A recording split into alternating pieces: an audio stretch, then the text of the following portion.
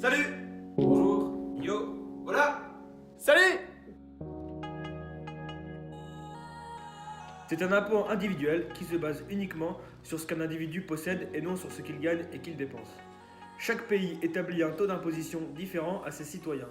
En Europe, seuls la Norvège, la Suisse et le Liechtenstein imposent ses citoyens par rapport à leur patrimoine, ce qu'on appelle l'ISF. La France et les Pays-Bas ont eux un système différent. Ils imposent sur base de la fortune immobilière. Cependant, ce système n'est pas très efficient étant donné que la France a perdu environ 3,87 milliards d'euros depuis l'introduction de ce système au détriment de l'ISF. C'est d'ailleurs pour cette raison que les Gilets jaunes sont en colère car ils ont l'impression que l'État récupère cette perte en augmentant le prix de l'essence. Macron, démission! Le marxisme, c'est une idéologie politique qui a pour but de réduire les inégalités économiques en supprimant les classes sociales. Le fondateur est Karl Marx, un philosophe et économiste.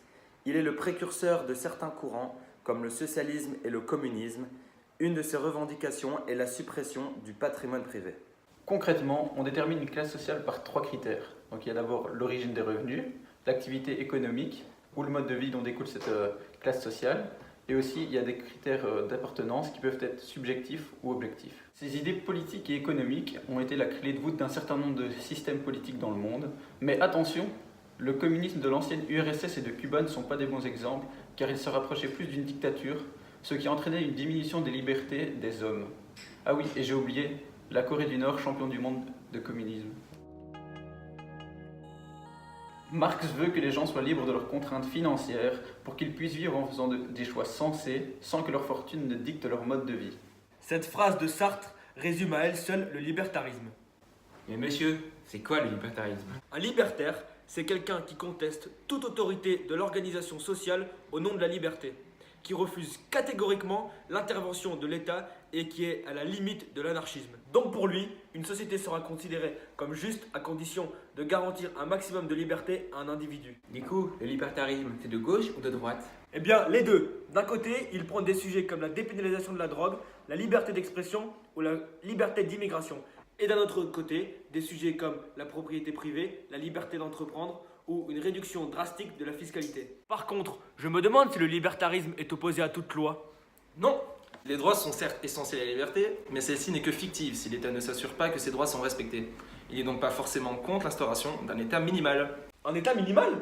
Exactement, Jamie. Son but, c'est de faire en sorte que les gens ne se tapent pas dessus. Ils doivent assurer la garantie de la propriété privée sans pour autant devoir s'occuper de la fiscalité. Et donc, les marxistes, ils sont pour ou contre l'impôt sur la fortune? Eh bien, ils sont pour, car les marxistes sont favorables à l'impôt sur la fortune étant donné qu'il supprime l'écart entre les classes sociales et permet de diminuer le patrimoine privé. Bien sûr, selon Marx, ce ne serait pas suffisant pour lutter entre les classes sociales, mais bon, c'est déjà ça de prix. En plus, cela permettrait de lutter contre la superstructure, étant donné qu'une personne ayant un pouvoir économique trop élevé aura un pouvoir politique et fera en sorte de garder les privilèges liés à sa classe sociale.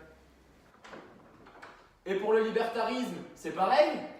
L'impôt n'est pas conforme au principe de libertarisme, tout simplement car ce serait une atteinte à la propriété privée et à la liberté individuelle. Comme son nom l'indique, l'impôt est effectivement imposé et donc pourquoi on obligerait quelqu'un à donner de l'argent à quelqu'un d'autre? Devoir contribuer plus que quelqu'un d'autre sous le simple prétexte qu'il y a plus d'argent ne constitue pas une raison valable pour le libertarien. En conclusion, ces deux idéologies sont opposées. Le libertarisme est complètement contre toutes sortes d'impositions, alors que le marxisme prône l'égalité des richesses. Il sera donc compliqué de trouver un juste milieu entre ces deux politiques.